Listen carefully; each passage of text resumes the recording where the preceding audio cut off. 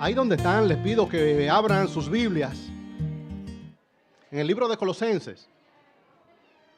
Estoy casi predicando la palabra, pueden ir buscando el libro de Colosenses. Pero antes, primero permítanme compartir dos anuncios. El primero es dar las gracias al Señor. Ya se nos fue, pero ahorita usted cuando la vea le reconoce. Quieren estar hoy cerrando su grupo pequeño, tienen su última actividad. Que el Señor permita que sea de mucha bendición. Anímelo, hermano, y ayúdeme a animar. Uno comienza desde ahora a estimular las cosas correctas. El servicio al Señor, la dedicación. Y que el Señor en esto, ¿verdad?, nos sorprenda. Y lo segundo es que en el mes de septiembre es el mes de la Biblia, acostumbramos a tener alguna actividad especial. Este mes tendremos 2 domingos una librería móvil aquí en Pez Mundial. O sea que viene a traernos una gran cantidad de libros que usted podría seleccionar y comprar. Entonces reserve un dinerito porque 2 domingos de este mes tendremos libros disponibles para que usted pueda comprar. Vaya guardando ahí, traiga sus 1,500 pesos para que compre uno para usted, le compre uno a su niño, compre una Biblia, regale una Biblia. Hay Biblias a diferentes precios. Estará aquí mismo en la recepción de la iglesia. Vengan dispuestos, guarde ahí un dinerito y venga a adquirir algún libro, lea un libro, regale un libro, sobre todo la palabra del Señor. Ahora sí, pueden abrir sus Biblias en la carta de Pablo a Colosenses, en el capítulo 1, y se ponen sobre sus pies para leer la Escritura. Quisiera, desde esta porción de la palabra, mostrar la palabra verdadera del Evangelio. Dice así la Escritura, la palabra del Señor. El apóstol Pablo escribiendo a la iglesia en Colosas, la iglesia de los Colosenses. Capítulo 1. Estaré exponiendo del 3 al 8, pero para dar el contexto lo leo desde el primer versículo. Primer capítulo de la carta de Pablo a Colosenses. Colosenses 1. Desde el 1:1 dice la Escritura. Pablo, apóstol de Jesucristo por la voluntad de Dios, y el hermano Timoteo, a los santos y fieles hermanos en Cristo que están en Colosas, gracia y paz sean a vosotros de Dios nuestro Padre y del Señor Jesucristo. Lo que viene a continuación es una oración larga. Varios versículos hasta llegar a un punto final, donde hay preciosas verdades. Dice así: siempre orando por vosotros damos gracias a Dios Padre de nuestro Señor Jesucristo, habiendo oído de vuestra fe en Cristo Jesús y del amor que tenéis a todos los santos, a causa de la esperanza que os está guardada en los cielos, de la cual ya habéis oído por la palabra verdadera del Evangelio, que ha llegado hasta vosotros, así como a todo el mundo, y lleva fruto y crece también en vosotros, desde el día que oísteis y conocisteis la gracia de Dios en verdad, como lo habéis aprendido de Epafras, nuestro consiervo amado, que es un fiel ministro de Cristo para vosotros, quien también nos ha declarado vuestro amor en el Espíritu. Y ahí está el punto. Pueden sentarse, mis hermanos. Quisiera, desde esta porción de la Escritura, mostrar la palabra verdadera del Evangelio. Hay muchas maneras de hablar del Evangelio. La misma gran verdad se puede predicar de maneras muy distintas. A veces se enfatiza una parte del Evangelio, después se vuelve a enfatizar otra parte del Evangelio, pero es el mismo Evangelio.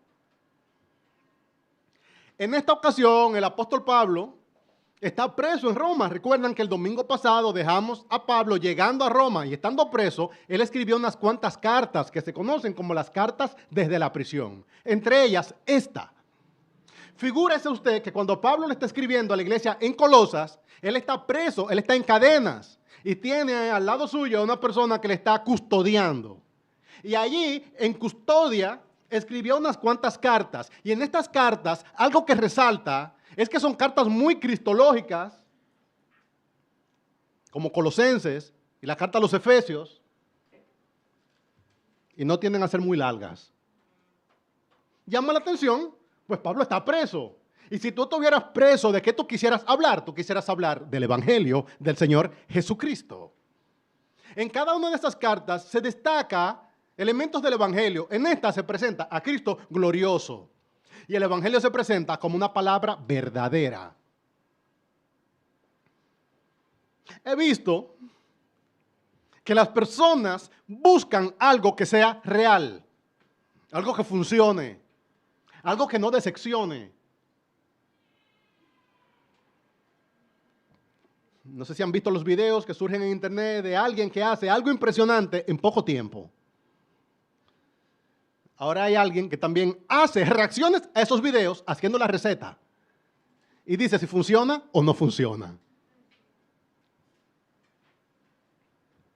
A menudo la gente llega a Cristo después de una larga e infructuosa búsqueda de respuesta, significado, propósito, dirección y satisfacción. Para quienes aún no han conocido el Evangelio, el cristianismo es simplemente una opción más entre las muchas que la gente utiliza para enfrentar las dificultades de la vida.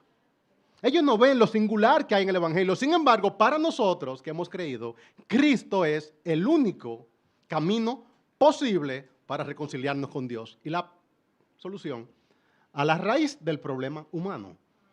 Cualquier situación que usted me pida que explique, yo voy a tratar de explicarse a la luz del Evangelio. Porque hay hambre, porque hay violencia, porque hay destrucción, porque los seres humanos nos morimos, porque no vivimos 500 años. Y a cada una de esas preguntas, sin aparentes respuestas, hay una sola respuesta. Y esa respuesta es Cristo. Ahora, no es una respuesta sencilla, no es una respuesta simple. Y la alternativa a todas las otras posibilidades que no funcionan es la predicación del Evangelio. De hecho, en el mismo libro de Colosenses, el apóstol Pablo le dice a la iglesia que eviten las filosofías de este mundo, las sutilezas, las cosas que no funcionan y que se aferren a la palabra verdadera del Evangelio. Quisiera mostrarle hoy que el Evangelio, cuando es respondido por los hombres, es un motivo de acción de gracias, que el Evangelio es una palabra que crece y que el Evangelio requiere buenos instrumentos. Cada vez que uno predica el Evangelio, se piensa que se está predicando para no creyentes. Yo estoy persuadido que yo necesito tanto el Evangelio como lo necesita una persona que en este momento está en el paso cero de la vida cristiana. El Evangelio no es una verdad que en algún momento yo conocí y que me trajo a Cristo. El Evangelio es una verdad que me trajo a Cristo, me mantiene en Cristo y me conducirá hasta Cristo. El Evangelio no es algo que tú utilizas y desechas. El Evangelio es algo en lo cual tú vives todos los días. Y hoy yo necesito el Evangelio más que nunca. Sucede en los caminos del Señor que a medida que uno avanza, cada vez Dios se ve más santo. Él no es más santo de lo que anteriormente era, pero nuestra percepción de Dios crece y mientras más caminamos, más grande se ve Dios.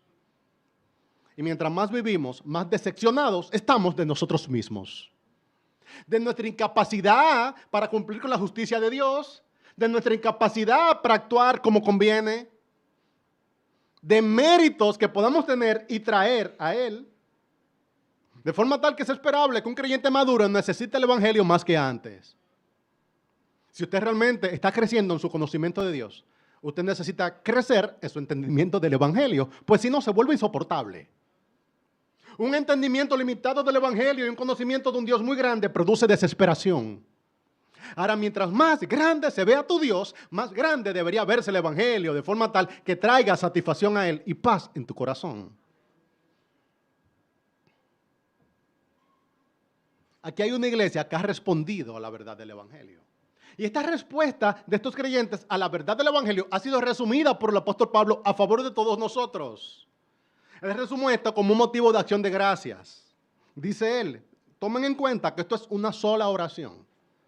Parece que estoy exponiendo muchos versículos, eso lo hizo el traductor, pero esto, si usted lo busca, es una sola oración. Comienza en el versículo 3 y termina en el versículo 8. Y en esta larga oración se presenta el Evangelio, acción de gracias sobre el Evangelio,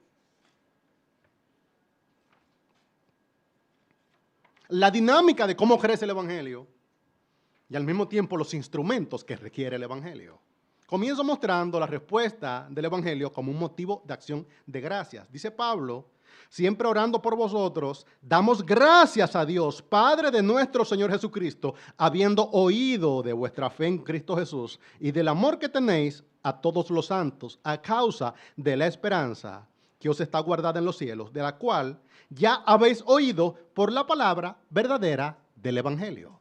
Él muestra aquí la respuesta que los colosenses tuvieron a la verdad del Evangelio. ¿Y cuál fue la respuesta? La primera cosa que ellos tuvieron fue fe en Cristo Jesús, habiendo oído de vuestra fe en Cristo Jesús. No es solamente fe, sino fe en el objeto correcto. Haber escuchado el Evangelio produjo que ellos tuvieran fe en Cristo Jesús. Yo no hablo de la fe en el sentido genérico. De hecho, mientras más yo conozco a Cristo, más me desencanto con la fe genérica. ¿Qué es la fe genérica? Este sentido de credulidad. Personas que creen en cualquier remedio. Gente que es vendida detrás de cualquier idea. Un creyente no es eso. Un creyente no tiene fe. Un creyente tiene fe en el objeto correcto que hace que esa fe produzca un motivo de acción de gracias. Y el único objeto que produce una fe que hay que dar gracias por ella es Jesucristo. Cuando tú pones tu fe en Cristo, eso es algo que es digno de ser aplaudido. Pablo no está diciendo, yo me gozo en que ustedes sean gente muy creyente. No. Muy creyentes eran los atenienses. Él se goza en que esta gente tengo una fe genuina puesta en Cristo Jesús. Mi alegría no está en que la gente crea. Mi alegría está en que la gente crea en el único que hace que esa credulidad realmente valga la pena. Es fe en Jesús como el Cristo. El Cristo, todas estas son palabras que la gente piensa que son solamente puestas ahí por ponerlas. No, lo que significa Cristo es libertador, lo que significa Cristo es Mesías, lo que significa Cristo es el esperado. O sea que una persona que ha puesto su fe en Jesús no solamente cree que Jesús existió. Lo que creemos cuando ponemos nuestra confianza en el Evangelio no es solo que Él existió, es que creemos en el Evangelio y que es el Evangelio. Que Él...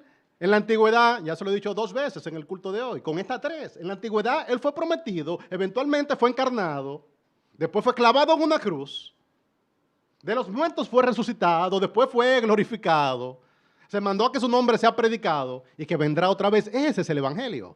Y cuando usted cree en esas cosas, entonces usted llega a ser salvo.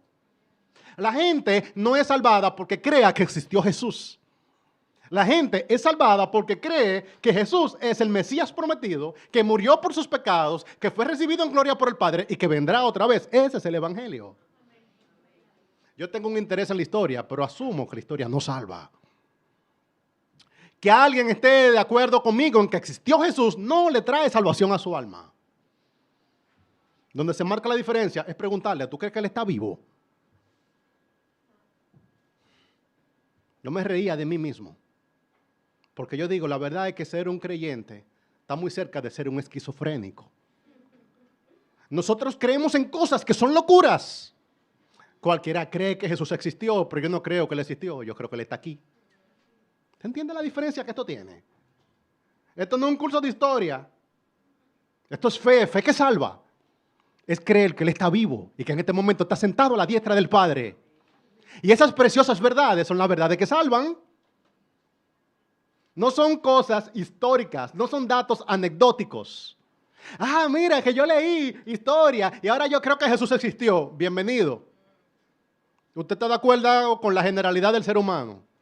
Pero para que usted pase de la generalidad del ser humano a la minoría, usted no solamente cree que Jesús existió. Usted cree que Jesús fue levantado entre los muertos, está sentado a la diestra del Padre y en este momento vive en medio de la alabanza de su pueblo. Lo primero que produjo en ellos el Evangelio fue fe, y esa es la fe que salva. El término Evangelio es un término militar. Viene del mundo de las guerras. Evangelio era una buena noticia que traía a una persona en medio de un conflicto bélico, en medio de un conflicto militar. En las ciudades antiguas vivían en guerra, una con la otra, y el pueblo no participaba necesariamente en la guerra, pero habían personas que luchaban en nombre del pueblo. Y cuando estaban luchando en nombre del pueblo, tú no sabías objetivamente si tu ciudad, si tu pueblo perdió o ganó. Pero venía un hombre, me lo imagino a caballo, que venía a todo galope y viene gritando, ganamos, ganamos. Y cuando le dice ganamos, ganamos, lo que le está diciendo a la ciudad es, estamos seguros, estamos seguros. No vamos a ser destruidos. En el mundo antiguo, primero se perdía la guerra y después se perdía la ciudad. Y cuando se perdía la guerra, entonces venía el enemigo, invadía tu ciudad y te tomaba como despojos. Y lo que te están diciendo es, no te van a matar. Hay esperanza. No vamos a ser destruidos. Evangelio es buena noticia. Ay, a la gente ve el evangelio es la buena noticia, se ponen como tan bonito, parece tan tierno. Buena noticia que no te van a arrancar la cabeza. Que había una guerra cósmica, histórica, que el hombre estaba en guerra con Dios y que Dios iba a venir tarde o temprano a destruirte. Y que el Dios que te iba a destruir en este momento te ha dado la paz y que tienes esperanza. Y que cuando tú crees estas cosas, tú estás seguro. Y tú dices, wow, he salvado mi vida, he salvado mi ciudad, he salvado mi casa. Realmente no nos van a tomar por despojo. Hermano, evangelio, la buena noticia, que en esta guerra que el hombre tenía con Dios, Dios ha tenido de nosotros misericordia. Es una noticia para ser celebrada. Evangelio no es solamente un asunto emotivo, un asunto emocional. Esto es un asunto real. La guerra ya o se perdió o se ganó. Y de acuerdo al resultado que tú escuches, será tu historia. Cuando el evangelio se predica, lo que te están diciendo es, ¡ey, ey, ey! Hay esperanza, hay salvación. ¿Saben lo mejor? Que perdimos la batalla. Pero nuestro enemigo, que era Dios, fue misericordioso. Y en vez de darnos lo que nos correspondía, lo que nos dio fue misericordia. Y que nosotros, que no teníamos cómo luchar contra Dios, ni ganar esa batalla, ese pleito cósmico, Él ganó. Y después que ganó, Él redimió, Él perdonó. Y en vez de destruirnos, Él dejó salvarnos. Wow, hermano, yo creo que si usted viviera en una ciudad que está siendo asediada y que alguien está peleando en nombre de usted, y sobre todo si usted perdió la batalla, usted quisiera que alguien venga y diga, evangelio, buena noticia, ya no hay temor, hay esperanza, hay salud, hay salvación. Eso es lo que es el evangelio en la vida de nosotros. Una persona no sabe que está en enemistad contra Dios, pero nuestros pecados nos han separado de Él. Y como nuestros pecados nos separaron de Dios, lo que esperaba es que tarde o temprano nuestro enemigo, que era Él, vendría contra nosotros. Y ahora nuestro enemigo nos trata como amigos, y más que como amigos, nos trata como hijos. Uf, hermano, ¿cómo no vamos a proclamar el evangelio? ¿Cómo no nos vamos a alegrar que las personas que estaban en peligro escuchen el evangelio? Ahora Pablo le está diciendo a ellos, siempre dando gracias por vosotros. Damos gracias a Dios, Padre de nuestro Señor Jesucristo, habiendo oído de vuestra fe en Cristo Jesús. Ay, yo sé que ustedes se salvaron. Sé el peligro que estaban corriendo, sé la salvación que han obtenido y por eso yo me gozo con ustedes. Yo creo que la respuesta de cualquier persona al evangelio debe ser un motivo de acción de gracias para la iglesia. ¿Por qué? Porque esto produce fe, la fe que salva. Después dice en el versículo 4, habiendo oído de vuestra fe en Cristo Jesús, pero después, y del amor que tenéis a todos los santos. ¿Qué es lo que hace el evangelio? ¿Cuál es la respuesta del hombre al evangelio? Lo primero es fe en Jesús, una fe que salva. Hay cantidad de gente que cree que son cristianos porque tienen fe. Tú no eres cristiano porque tienes fe. Tú eres cristiano porque tienes fe en el objeto correcto. El objeto correcto es Cristo. Pero fe es lo primero. Hay más. Cuando yo vine a Cristo, llegué a tener fe. Yo realmente llegué a creer, y fue satisfactorio para mí, que Él fue el Mesías prometido, que murió en una cruz en mi lugar, que fue levantado de entre los muertos, que subió glorificado el Padre. Yo creí todo eso. Y usted me dice, ¿tú lo creíste así? ¿Qué fue lo que tú viste? Ese es lo misterioso del evangelio. Que esto no es filosofía. El Señor abrió mi entendimiento. Y también puede abrir el tuyo. Y Cristo dejó de ser para mí un personaje histórico, se convirtió en un personaje real. Tan real que lo siento en este momento, que Él está aquí. Tú me dirás, te digo, la diferencia, hermano, entre un esquizofrénico y un cristiano es el evangelio. Porque si tú no creyeras estas cosas, realmente eres un desconectado. Nosotros lo hablamos al aire. ¿Qué fue lo que sentimos hoy cuando estábamos adorando? Fue su presencia, fue un estremecimiento. ¿Qué fue? Que Él está en medio de su pueblo, hermano. Produjo fe y produjo amor. Y ese amor no es un amor normal. Ese amor no es un amor romántico. Ese amor no es un amor de conocimiento. ¡Wow! No dice, produjo amor entre ustedes. Interesante el término. Escuchen el fraseo. Amor a todos los santos. Cuando uno viene a Cristo, una de las primeras cosas que uno nota es que estas cosas tienen sentido. Se llama fe. Y lo segundo que uno nota es un amor que ha sido derramado en nuestros corazones, que nos une con el pueblo grande del Señor. Y tú que anteriormente eras, si no hostil, por lo menos indiferente a la familia de Dios que llama su iglesia, en este momento tú llegas a tener afinidad con la iglesia. Y tú que anteriormente eras un desconectado individualista que vivías para ti solo, en este momento tú llegas a tener carga por el pueblo del Señor. Y su sangre te pesa. Un sentido de identidad que nos has instalado, de forma tal que su espíritu da testimonio a nuestro espíritu que nosotros somos suyos. Y si somos suyos, somos también nuestros. Y la iglesia cristiana tiene un amor que no es un amor normal, es un amor que es la respuesta al evangelio. ¿Cuál es la respuesta del evangelio? Que ellos tuvieron no solamente amor entre ellos, sino amor a todos los santos. Los colosenses se volvieron gente expansivas en su afecto. No es que se volvieron humanistas, se volvieron cristianos. Un cristiano no es un humanista. Yo puedo tener un cariño a todo ser humano, pero no un cariño como que te lo tengo a ti. Porque el cariño que yo te lo tengo a ti, ese cariño es un cariño que es la respuesta de mí al evangelio. El Señor instala eso en nosotros. El pueblo del Señor llega a dolerte.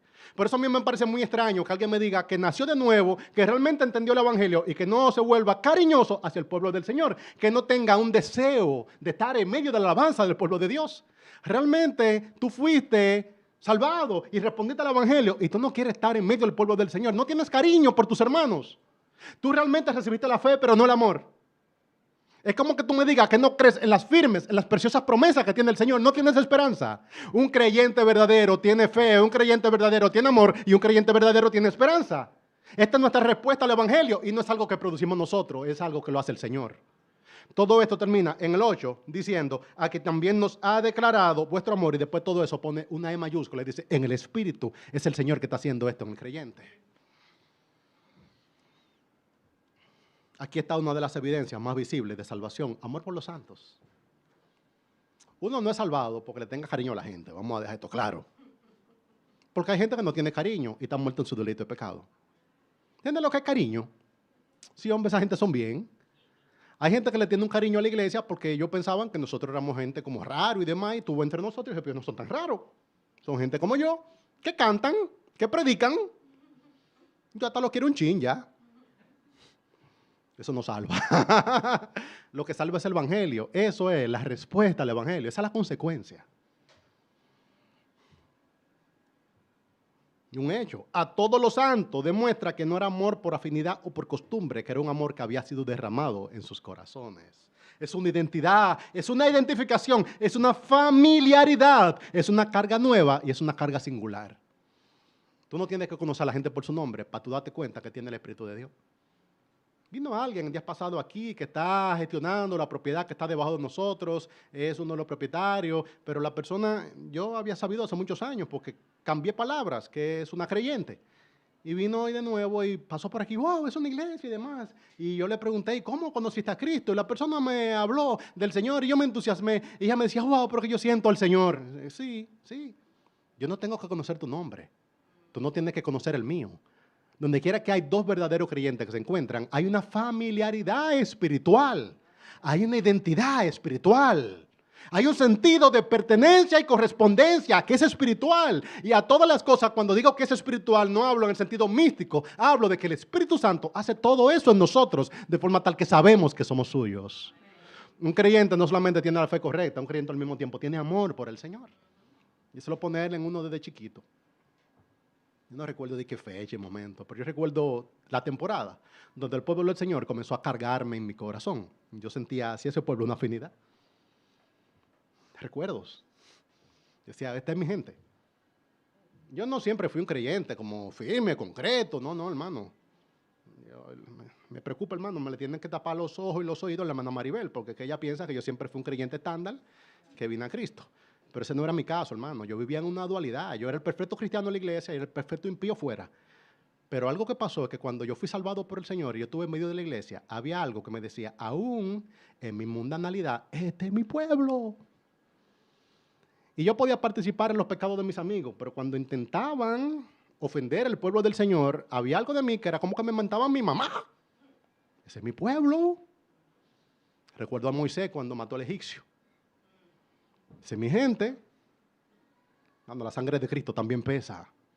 Uno ya decir, este es mi pueblo, este es mi gente. Yo todavía no estoy caminando como debo caminar, todavía no he decidido por Cristo, pero este pueblo me está pesando en el corazón. Y frecuentemente es una de las primeras evidencias de que estamos siendo salvados. Lo sabemos porque hay un amor nuevo.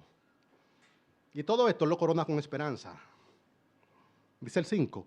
A causa de la esperanza que os está guardada en los cielos. Un creyente tiene fe que salva. Un creyente tiene amor derramado. Y un creyente también tiene esperanza. Ahora parece que todo el mundo es cristiano. Y por donde quiera cuando se mueve todo el mundo es cristiano. Ahora, ¿es como un tipo de cristiano sin esperanza? ¿Es un cristiano terrenal? ¿Es un cristiano temporal? ¿Es un cristiano mundano?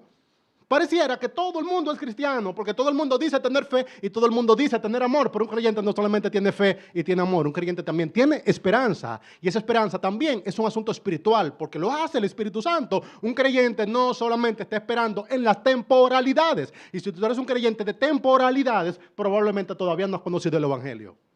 Pues una parte del Evangelio es que Cristo fue prometido, que Cristo fue encarnado, que Cristo fue clavado en una cruz, que Cristo fue crucificado, que Cristo ha sido glorificado. Pero la parte siguiente del Evangelio es que Cristo vendrá otra vez. Y un creyente no solamente está esperando cosas para las temporalidades, nosotros tenemos preciosas verdades, promesas que son eternas. Tú te das cuenta que naciste de nuevo porque dejas de esperar tanto en esta tierra y comienzas a esperarlo todo para la eternidad. Cuando ya el mundo tú sabes que no te satisface, ni te va a dar satisfacción permanente, tú te das cuenta que naciste de nuevo. Cuando tú llegas a participar del mundo por convicción, por compromiso, porque el Señor te mandó, porque esto es lo que hay, tú te das cuenta que naciste de nuevo, porque ya toda tu esperanza está en las promesas eternas del Señor. Tú te das cuenta que naciste de nuevo porque esperas más del otro lado que lo que tú esperas de este. Y si tú todavía estás esperando más de este lado que del otro, probablemente no has conocido el Evangelio. Pues el Evangelio pone nuestra perspectiva en un futuro de gloria, en un futuro glorioso, en promesas que son para nosotros. Que aquel que se llama cristiano pero no ha nacido de nuevo, esa promesa no le satisface. A la gente le encanta hablar de doctrina, le encanta hablar de vida cristiana. Vamos a hablar también de las promesas. No, eso no me interesa tanto. El aquí y el ahora, no ha nacido de nuevo. Porque si naciste de nuevo, tú esperas grandes cosas de aquí y hasta la eternidad. La esperanza en los Colosenses era una esperanza grande. Esto no era solamente una cosa chiquita. Nuestra salvación no es solamente para el aquí y el ahora. Nuestra salvación es desde aquí y hasta la eternidad. Ninguna de estas cosas son cosas humanas. La fe mira hacia el pasado, el amor mira al presente y la esperanza mira al futuro. Y un creyente vive así. De eso a mí me llama la atención la cantidad de gente que se llama cristiana y no piensan nada en un futuro glorioso con el Señor. De hecho, el cielo ha perdido interés. ¿Qué tanto hablan del cielo? Vamos a hablar del aquí ahora, ahora. Yo me digo a mí mismo, ay, parece que no nació de nuevo. No, hermano, no estoy en capacidad de negar la fe de nadie, de negar el amor derramado de nadie, pero un creyente no solamente tiene fe y tiene amor, también tiene esperanza. Estamos dispuestos a gozarnos por los próximos 500 años, 2000 años. Tú ya aborreces un poco esta tierra.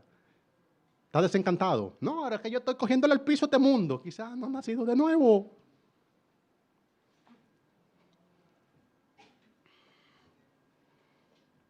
El cristiano es la única persona con una visión positiva del futuro. ¿Qué espera alguien que no espera en Cristo? El no creyente teme al futuro, ignora el futuro, lamenta no poder llegar al futuro, es que él no tiene esperanza. Yo tengo esperanza. Un futuro glorioso en el Señor. El incrédulo no espera nada del futuro, el aquí y el ahora, y del pasado tampoco le importa mucho. Él quiere vivir el presente intensamente. El creyente tiene gran parte de su gozo puesto del otro lado de la línea. Y él se mira a sí mismo y dice, ahora mismo estamos aquí, pero de aquí a poco esto desapareció. Nada de esto existe y estamos en la presencia del Señor, en un futuro glorioso. Ese futuro glorioso lo esperamos nosotros. Esta triada, fe, amor y esperanza, está en casi todas las cartas de Pablo. Y de algún modo resumen lo que es la vida cristiana. Tú no haces esto para ser salvo, tú haces esto porque eres salvo. Este no es el camino de la salvación, el camino de la salvación es Cristo. Esta es la consecuencia de la salvación. Cuando hemos sido salvados, tenemos fe real. Cuando hemos sido salvados, tenemos un amor genuino. Cuando hemos sido salvados, tenemos una esperanza que es gloriosa. Pero no prediquemos el resultado, predicamos a Cristo. Tengo que explicarle a la iglesia, hermano, que los resultados de mi salvación no van a salvar a otro ser humano. Que alguien vea mi gozo no salva. Que alguien vea mi esperanza no salva. Tú no necesitas el bizcocho, tú necesitas la receta. Tú necesitas mezclar los ingredientes y hacer lo que yo hice, y es poner fe en Cristo Jesús, y ahí eres salvado. Lo que salva es el Evangelio, no la respuesta, no la consecuencia. Porque ahora lo que se estila es predicar las consecuencias del Evangelio. Ay, que vean nuestra iglesia, que vean nuestro amor, que vean nuestro cariño. La gente no entiende eso. Ay, vamos a ser cariñosos, vamos a hacer asistencia, vamos a volver a una ONG, vamos a darle un abrazo a todo el mundo. Los abrazos nos salvan. No hay otro nombre dado a los hombres en el cual podamos ser salvos. Jesucristo. La fe tampoco salva predicada históricamente. Dando cursos de doctrina nadie va a ser salvo. De hecho, hay cantidad de catedráticos. El mundo de la traducción bíblica está lleno de personas que no han nacido de nuevo, que son autoridades académicas de las Sagradas Escrituras. Estudiando académicamente nadie va a ser salvo. La gente es salvo porque conocerá al Señor Jesucristo. Y cuando él conozca al Señor Jesucristo, la venda será quitada de sus ojos. Hay hermanos míos que creen que predicando doctrinalmente y doctrinas secundarias, terciarias, poniendo dos ángeles que se paren en el filo de una aguja, ellos creen que la gente va a ser salvo. La gente será salvo por algo que es muy sencillo, que es locura para los que se pierden, y es predicar el nombre de Jesucristo. Persuadir a la gente retóricamente de mis promesas tampoco les salva. Que la gente sepa que yo voy para el cielo no hace que vayan conmigo. Yo me gozo en los... Ay, hermano, yo uso expresiones que parecen altisonantes. Yo me gozo en los funerales y hasta me da un poco de risa. Porque cuando la gente se muere, a los familiares se les mete una confianza en las promesas del pueblo del Señor impresionantes. Cuando un incrédulo muere, comienzan a decir cosas grandilocuentes. De que descansó. Y yo me aguanto, pero pienso para dentro de mí. De verdad. Hermano, por favor entienda que yo no soy un desconectado de que vaya a un funeral a decir a la gente, no, no está descansando nada. Yo guardo silencio. Pero cuando escucho, descansó, de verdad. Ahora él está en un lugar mejor. Yo creo que el lugar donde él estaba antes era mejor que el que está ahora mismo. No, que él estaba aquí cogiendo mucha lucha, con un dolor, con una enfermedad. No hay dolor, no hay lucha, enfermedad que sea más fuerte que tener la conciencia de una eternidad completa fuera de la presencia de Dios. Él no estaba tan mal.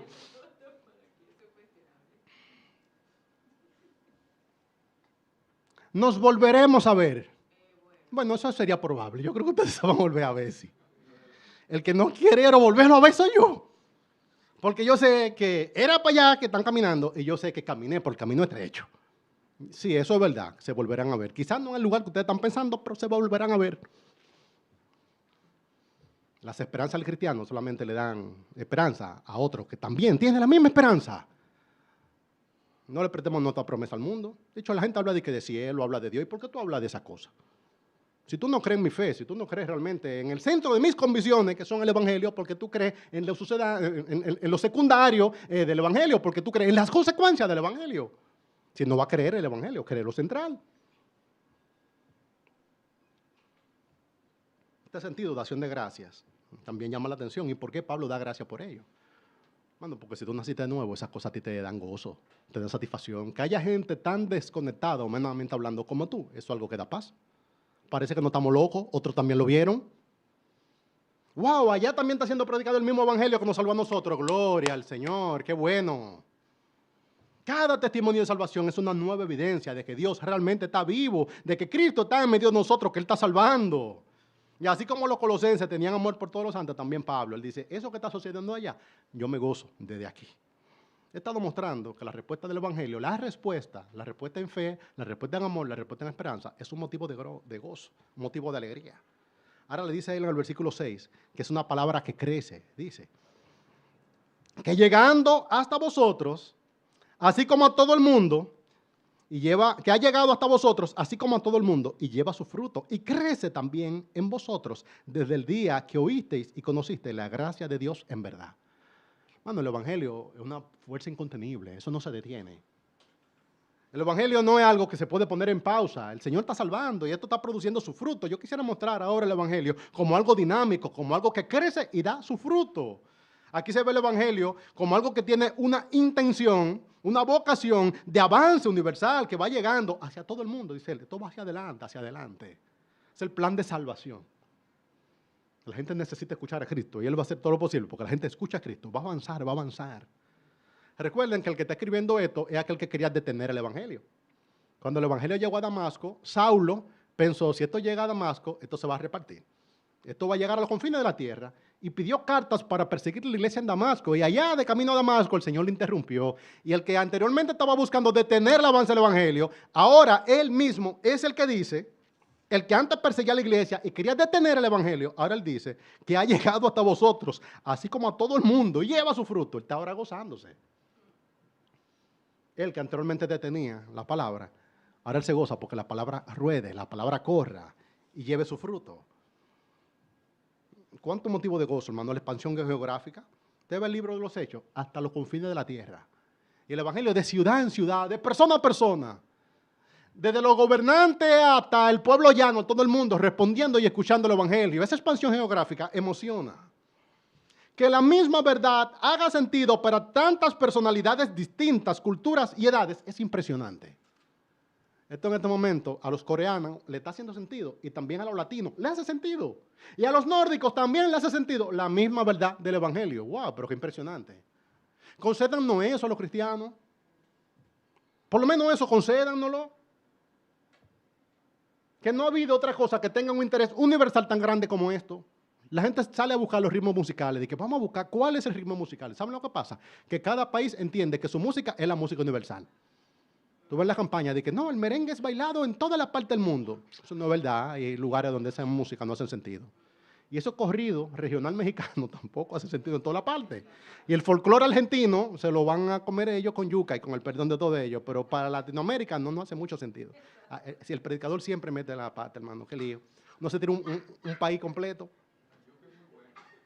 Por favor, consideren que estoy comparando todo esto con Cristo. No hay nada que tenga un interés tan universal, un interés tan mayúsculo como Cristo. Esto le hace sentido al argentino, le hace sentido al dominicano, le hace sentido al cubano, le hace sentido al nórdico. Cristo es universalmente recibido. Concédanos eso. Que no ha habido que adaptar el evangelio para que haga sentido para diferentes etnias. Que no ha habido que adaptar el evangelio para que haga sentido para diferentes personalidades, que no ha habido que adaptar a Cristo para que Cristo haga sentido a todas las edades. No, yo he dedicado mi vida a predicar el evangelio porque es que esto tiene un interés universal. No hay un lugar donde tú digas, ay, no lo necesitan, ahí no. De verdad que no lo necesitan. Todo el mundo necesita a Cristo y esto ha llegado a todo el mundo, hasta vosotros. También dice la palabra, a los que estaban lejos y a los que estaban cerca. Que esto se haya mantenido generando interés creciente por miles de años no es común. Los fenómenos crecen, se establecen y decrecen. ¿Y qué ha pasado con la predicación del evangelio? En alta, siempre. No ha habido un año que digamos que fue un año malo para la predicación del evangelio. No. Las cosas pasan de moda. Cristo no ha pasado de moda en 2000 años de historia, hermano. Todavía Cristo será predicado. ¿Cómo esto trastorna las ciudades? Hubo un alboroto en una ciudad del mundo antiguo que se llamaba Tesalónica. Y Pablo llegó a Tesalónica. Y esta gente se regó en Tesalónica y dijo, no, aquí no. Aquí no. Y fueron delante de las autoridades y le dijeron, estos que trastornan el mundo entero también han venido hasta acá. El trastorno es real. El evangelio lo cambia todo.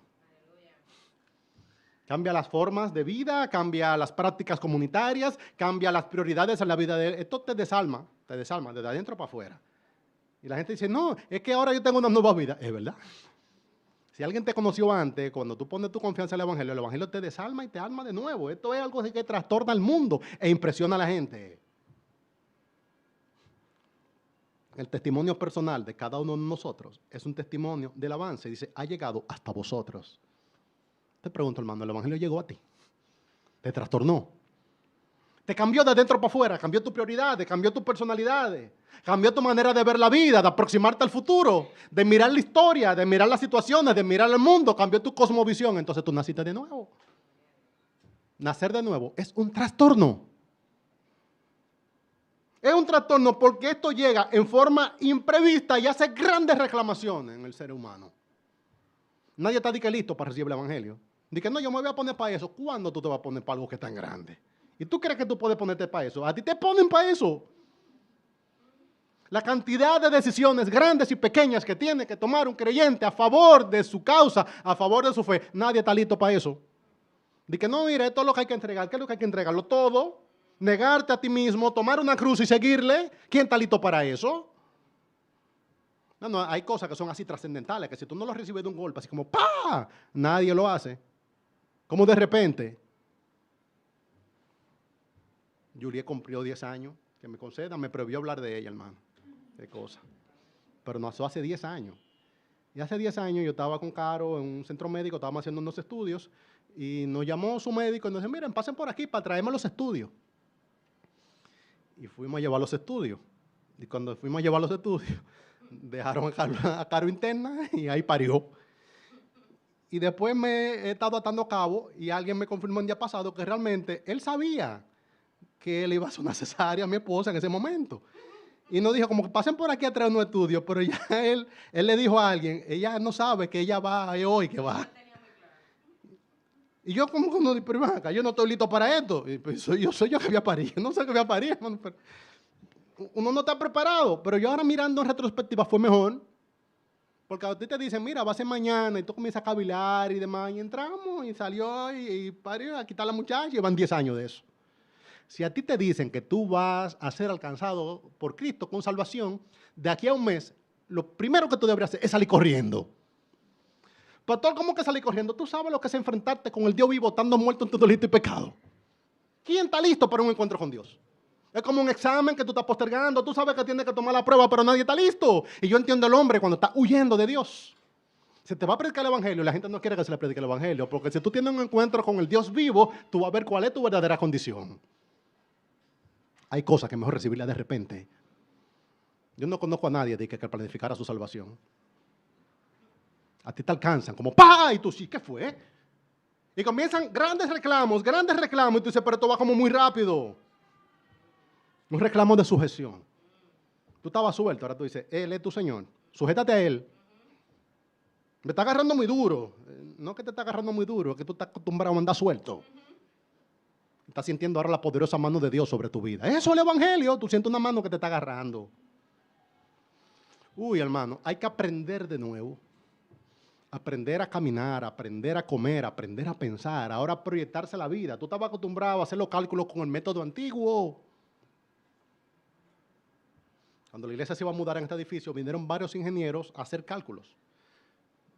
Hubo que derribar varios muros, paredes, reforzar la estructura. Y vino un ingeniero y él dijo, ok, vamos a ver. Un ingeniero de la vieja guardia, como dicen. Y él dijo, no, mira, esto se construyó en tal año aproximadamente. Y los cálculos utilizados fueron los cálculos antiguos. Y él ahora, utilizando los cálculos antiguos, calculó lo que era la resistencia de los materiales nuevos. Estoy explicando eso de manera muy burda, hermano. Pero yo vi que él estaba convalidando dos sistemas. El sistema de construcción anterior y el sistema de construcción nuevo. En esa traducción vive un nuevo cristiano. Es como que tú tienes que pensar en inglés. ¿Sabes lo duro que es interactuar en una lengua que tú no conoces, que tú no naciste? Miren, cada vez que yo salía en años atrás del país a participar en conferencias fuera del país, con una gente, hermano, que eran sumamente indolentes cuando hablaban su lenguaje. Porque no era que yo hablaba en inglés. Ellos te hablaban un inglés que es como que tú le hables el español como lo hablamos nosotros. Pero llévenme al paso. Yo salía cansado, hermano. Y un creyente, en los primeros días de su salvación, él está cansado, está agotado. Tú lo ves que él siente que no tiene fuerza. Decir que lo que pasa es que él todavía no está pensando en inglés, él está traduciendo. Llega un momento que ya tú ves la vida en torno al evangelio, que ya Cristo es el rector de tu vida. Pero en esos primeros días uno está como agotado. Y uno dice, pero ¿y esto va a ser la vida entera que hay que vivir así? ¡Dificilísimo! Y esto trastorna. Porque ahora te van a dar una nueva familia. Y no es como que a nadie le muestran de que 15 iglesias. ¿Usted ha pensado eso? Normalmente una persona es salvado y ha llevado un cuerpo de creyente, pero no diga que te lo muestran, pues muéstrame la foto, cómo se ven, qué ellos hacen, dame opciones. Mira, esta es una iglesia, esta es otra iglesia. Normalmente tú eres salvado y como que ¡pam! Cae allá. Y tú dices, ok, esta es mi familia. Bienvenido a la familia de Dios. Dios te bendiga. Hermano, ¿sabes lo extraño? Que una gente que anteriormente no era para ti ni ariente ni pariente, comienza a tratarte con familiaridad. Dice que hermano, y tú ves que la gente está como, que hermano, ¿de dónde? Ay, es que tenemos un mismo padre, tenemos ahora una misma naturaleza, tenemos ahora mismo una misma herencia, tenemos hermosas promesas. Esto dice que llegó hasta vosotros. Este trastorno llegó hasta vosotros y me gozo. Dice, desde el día, wow, hubo un día que ha llegado a vosotros. Desde el día, dice él. Desde el día que oísteis y conocisteis. Interesante los dos términos. Ay, no es que quiero ser muy picky, hermano, con los textos. Es que quiero que tú seas salvo. Pero hay dos términos. Oísteis y conociste. Son dos términos distintos. Una cosa es oír el evangelio y otra cosa es conocer el evangelio. Hay gente que ha oído el evangelio, pero aún no ha conocido el evangelio. Estaba llena la barbería. Un sábado en una barbería, hermano, complicado, son mucha gente. Y cuando llego, saludo a Felipe, vale, me dice, hay 3 pastores aquí. Y me presenta a otros 2 pastores. Yo no sé qué pasa, hermano, es el barbero que más pastores recorta. Interesante. Y hay 2 más y los saludo, Dios le bendiga. Y hacen un chiste, el mismo chiste de pastores. Pues vamos a un culto. ¿Y qué más predicar? Y comienzan, predica tú, predica aquello. Y dice Felipe, no, es por edad, y si es por años en el ministerio, y si por año, entonces, el que más años tiene es Rafael, va a predicar tú. Y yo, no, yo no voy a predicar, yo voy a hacer llamado, y estamos chistes de pastores. Pero me toca mi turno, pelan 2 pastores, me toca a mí. Y cuando voy yo, estamos bromeando, y yo le pregunto a Felipe, ¿cuándo fue la primera vez que tú escuchaste el evangelio? Y él me describe que cuando él tenía 11 años, él estaba aprendiendo a recortar y que él tenía un amigo que él le pelaba al abejón y el amigo lo pelaba a él y él lo pelaba al amigo. Y que el amigo fue la primera persona que le habló del evangelio. Él tenía 11 años. Yo le digo, ¿y tú te convertiste a los 11 años? Me dice, no. Él me predicó el evangelio, pero yo le dije que yo no podía ser cristiano porque me gustaba demasiado la salsa.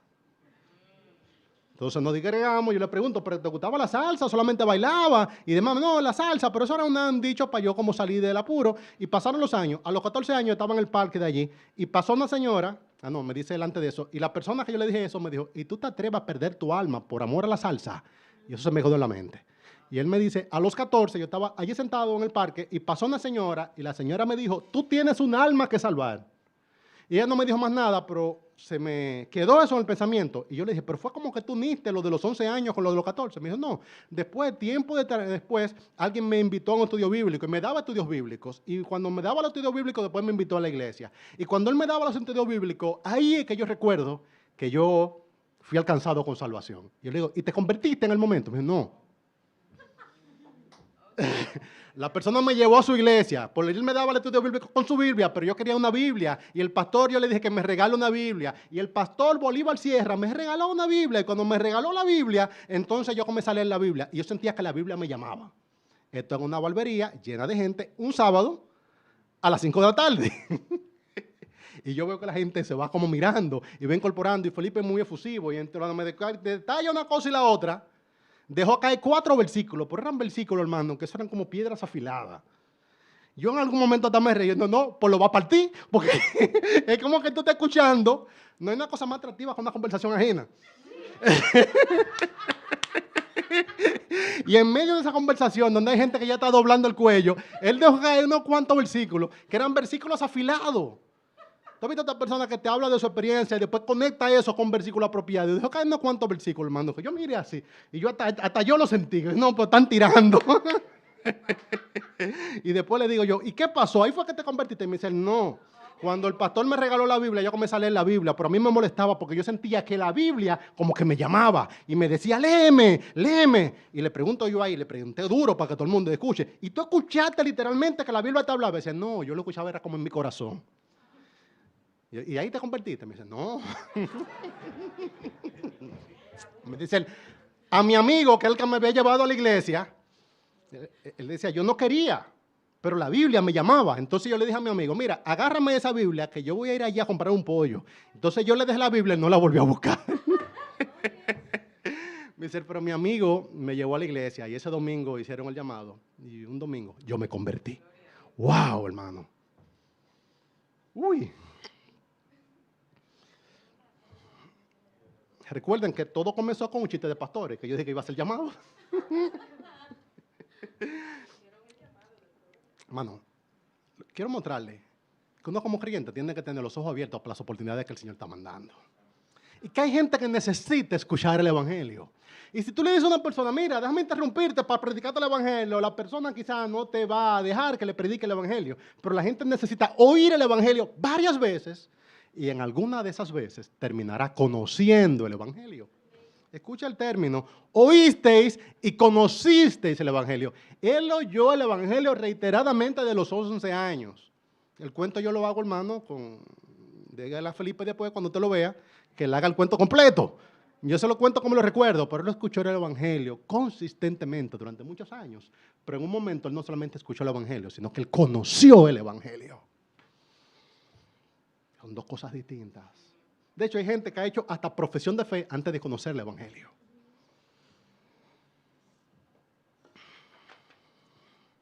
Las dos cosas. Después dice él que este Evangelio ha llevado su fruto y crece.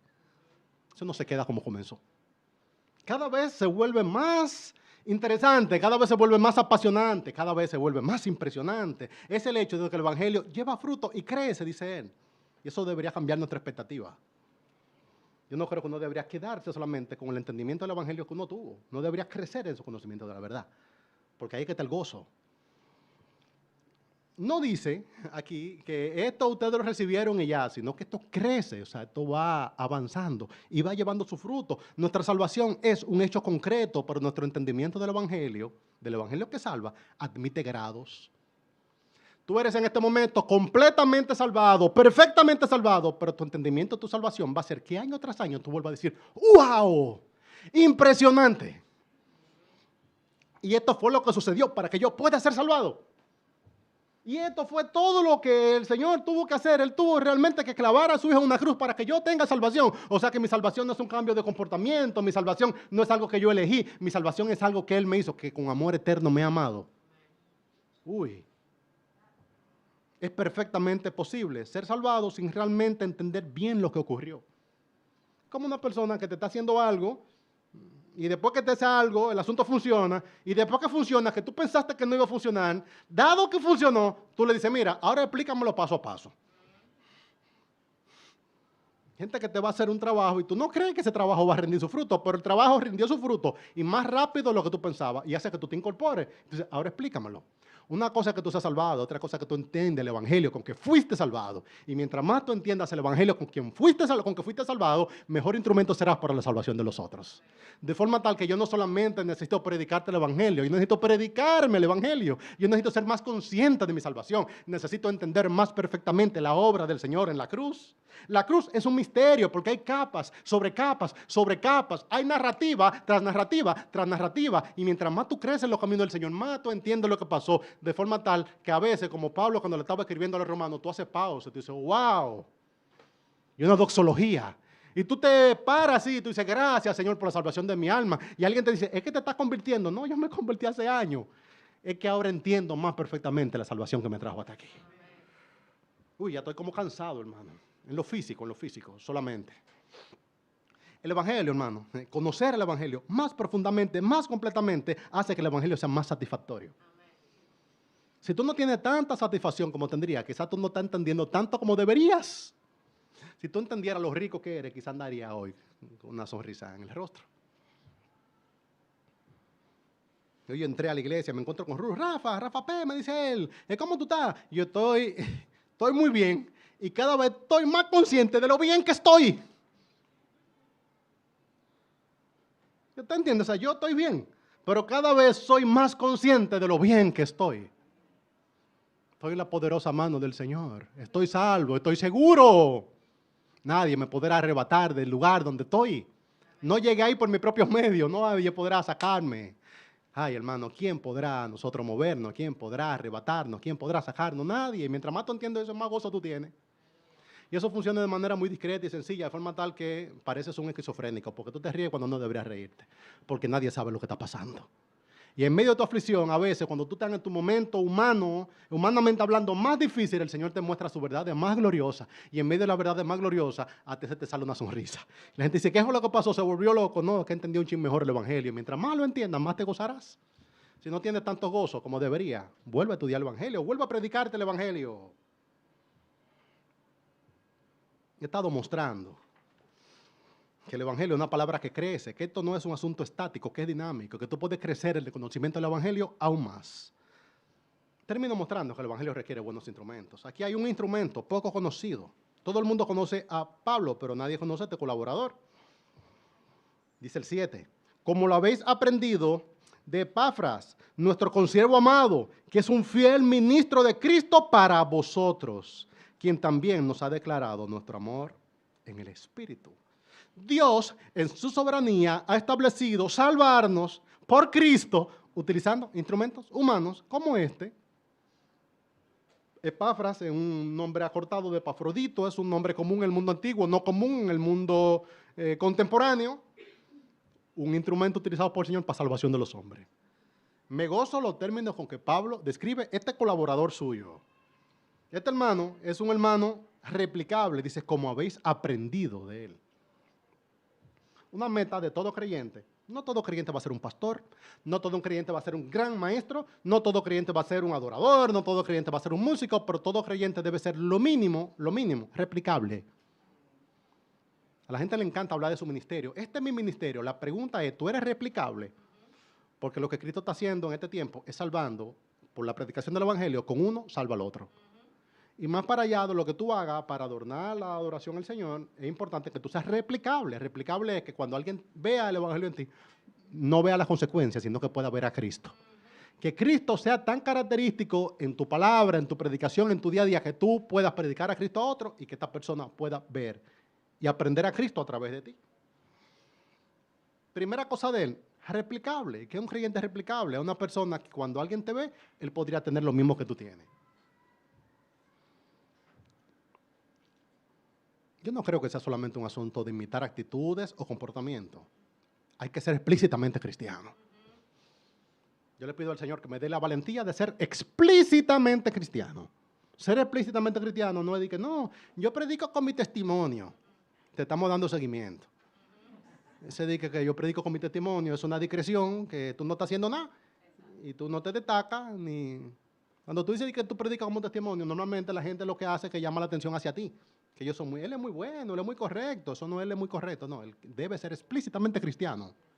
El Evangelio ha de ser proclamado, predicado, no solamente vivido, ¿entiendes? A nosotros nos mandaron a predicar el Evangelio. Pues el Evangelio, esto hay que articularlo en palabras, de forma tal que la gente entienda. Y cuando la gente entienda, llega a tener lo que nosotros estamos viviendo. Pero imitando nuestra manera de vivir, no es que la gente va a ser salva. La gente va a ser salva escuchando lo que produjo nuestra manera de vivir. Por lo cual, aquella expresión histórica, yo entiendo a quién lo dijo y cómo lo dijo y para qué lo dijo. Y que predica todo el tiempo y cuando te sea necesario, usa las palabras. Un poeta. Pero el Evangelio hace falta que se proclame, que se predique, a viva voz, con palabras. Un hermano que es replicable, él articula el Evangelio. Yo sé, mi comportamiento te puede atraer a Cristo, pero lo que te va a salvar es que yo te predique el Evangelio. Para yo predicarte el Evangelio necesito poder articularlo. A veces de manera más burda, a veces de manera más completa, pero un creyente es replicable. Articula el Evangelio. Él sabe cómo fue salvado. Sabe mostrar la puerta. ¿Quién es la puerta? Cristo. No, muéstrame los muebles. Mira la puerta. Cristo. Por ahí es que se entra. Así es que uno es salvado. Yo me gozo los creyentes que puedan articular con facilidad el Evangelio. No sé si les comenté, estaba en un evento de pastor en días pasados y encontré un misionero que estaba un poco traduciendo al español y como que no alcanzaba el ritmo de los demás en la mesa. Pero en algún momento una de las personas en la mesa se le pidió, entonces vincula eso al Evangelio, y la persona no pudo hacerlo con facilidad y él se puso a la disposición y él, que lo que piensa en inglés, le dijo a la persona en español, yo te ayudo, yo te lo enseño. Y le explicó el Evangelio de manera tan clara y sencilla que yo quedé impresionado. Pero qué cosa más hermosa. Este gringo de Ohio, de para allá de un campo de Ohio, ha venido al Caribe insular a predicarle en el Cibao. el evangelio a un pastor. Y no era que el pastor no tuviera el evangelio, es que quizás no sabía articular el evangelio de forma tal que explicara las cosas que para él eran ciertísimas. Y él le explicó el evangelio, hermano, con cada detallito así. Y con un entusiasmo. Y yo digo, no, pero esto es maravilloso. Que el Señor nos dé esa gracia de poder articular la manera en que nosotros fuimos salvados. No solamente decir que mira mi testimonio, mira mi amor, mira mi fe, mira mi esperanza. Mira a Cristo, mira a Cristo, mira a Cristo. Este es Cristo y eso es lo que salva, no lo otro. ¿Qué tenía él? Él era replicable. Para tú ser replicable necesitas articular el evangelio. Él era un consiervo amado. Wow, hermano, escuchen, Pablo, el apóstol Pablo, a una persona que está predicando el evangelio y que otros están aprendiendo el evangelio de él, le llama el consiervo amado. En la mente de Pablo, este no era un subalterno, él era un igual. Después le dice, un fiel ministro de Cristo. En el 7 le dice, fiel ministro de Cristo. Ministro es servidor. Y nosotros todos somos servidores de Cristo. Y un servidor de Cristo lo menos que debe entregar es la encomienda. ¿Y cuál es la encomienda? Ir por todo el mundo predicando el evangelio. Un fiel ministro de Cristo es una persona que puede hacer con fidelidad lo que Cristo le mandó a hacer. Un servidor. Hermano, manténgase en su industria. El problema está cuando la gente está en una industria y opera en otra. Si usted está en la industria del evangelio, predique el evangelio. Que hay otros que en otras industrias harán otra cosa, pero nuestro negocio, por decirlo en un término, es este. Nosotros estamos aquí puestos para la predicación del evangelio. Cualquier otra cosa que el pueblo del Señor te pueda dar es secundaria. Manténgase en su industria, predica a Cristo. Un fiel ministro de Cristo. Yo lo anoté para mí mismo, hermano. Lo mínimo que hace un fiel ministro de Cristo es entregar el mensaje. Yo hago muchas cosas para el Señor y tú estás entregando el evangelio. Déjame decirte, el evangelio. Manténgase en el centro, no en lo periférico. Déjame mostrarte a Cristo y después desde Cristo nosotros podemos llegar a las otras cosas. Desde Cristo te podemos dar otra cosa, pero el centro es Cristo. Un fiel ministro de Cristo lo que hace es dar la encomienda. Nosotros nos mandaron a predicar una cosa. Y la vamos a predicar, hermano. Esto no es de que, si recuerden, Pablo decía, me es impuesto esto. Me es impuesto. Yo tengo que predicarte el evangelio. Tengo que predicarte a un Cristo prometido. Tengo que predicarte a un Cristo encarnado. Tengo que predicarte a un Cristo clavado en una cruz. A un Cristo resucitado, a un Cristo glorificado. A un Cristo que está siendo proclamado hasta los confines de la tierra. Y a un Cristo que volverá en gloria. Tengo que predicártelo. Porque eso es lo que hace un fiel ministro de Cristo. Yo digo, un fiel ministro de Cristo es una persona que tiene mucho activismo, que hace muchas cosas, que es muy reconocido, que tiene muchos seguidores. Es una persona que hace lo que se le mandó a hacer. Cuando estemos en su presencia te van a preguntar, ¿tú proclamaste o no proclamaste el evangelio? Entregar el mensaje requiere una actitud de siervo, que es obediencia. Requiere orar por oportunidades. Le decía él en el capítulo 4 a ellos mismos, oren para que el Señor abra puertas. ¿Para qué? Para predicar el evangelio. Fomenta conversaciones, las preguntas correctas. Recuérdense la barbería, lo que yo pregunté. Lo que yo le pregunté, tú, oye, pero tú eres como bautista, o tú eres pentecostal, o cuál es. No. La pregunta es, ¿cuál fue la primera persona de la cual te escuchaste el evangelio? Esas son las preguntas correctas. Estaba en el INDEN llevando a mami en medio de unos turnos muy largos que hay que hacer al principio. Yo veo una señora que tiene una literatura en la mano. Tuvo una persona leyendo, y tú dices, casi siempre un cristiano, y voy y me le siento al lado, me pude sentar al lado de mami, pero me le siento al lado de la señora. Y cuando veo que está leyendo, le pregunto, ¿y usted conoció al Señor? Ella me miró, sí, yo sirvo a Cristo hace más de 30 años. Uf.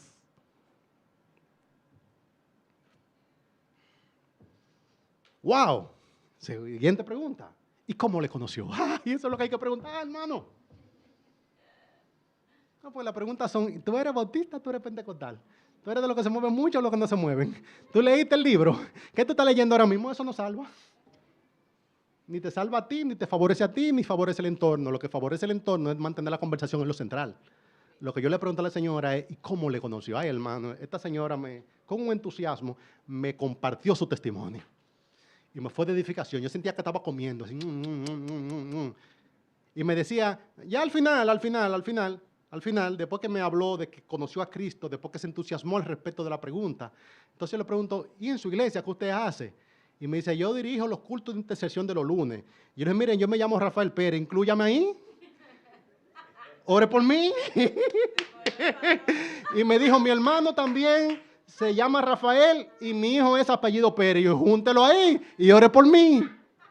Pero eso fue lo último. Lo principal es Cristo. Yo creo que se pierde mucha pólvora hablando de asuntos secundarios, de énfasis, de temas, de anécdotas. Hablemos de Cristo, hermano, y mantengamos la conversación ahí, que eso no hace bien a nosotros y salva a los hombres. El que estaba alrededor escuchó que hay una señora que hace más de 3 décadas que el Señor le salvó y que le mantiene. Y lo último, así, la última cosa que me dijo la señora fue, y yo le entregué a Cristo mi juventud. Y yo dije un gloria a Dios fuerte, hermano, porque estaba avanzadita ya. Dije, gloria al Señor ahí, sí, gloria al Señor. Me está diciendo a mí, quizás, entregale también la tuya. Hermano, qué alegría es uno hablar con creyentes. Verdadera comida. Si tú eres fiel ministro, tú predicas. Si tú eres fiel ministro, tú buscas la manera de que Cristo se predique. A veces da un pie de amigo. Pregunta a los hermanos de tu iglesia, ¿cómo fue que tú conociste a Cristo? ¿Y cuál es tu ministerio? Y tú estás leyendo los libros, y vas para la conferencia, y en que tú... No, hermano, dile que te diga, dime cómo tú conociste del Señor. ¿Tú le conociste? ¿Cómo le conociste? Fomentar conversaciones, se llama eso. Miren, todo eso, yo soy muy intencional.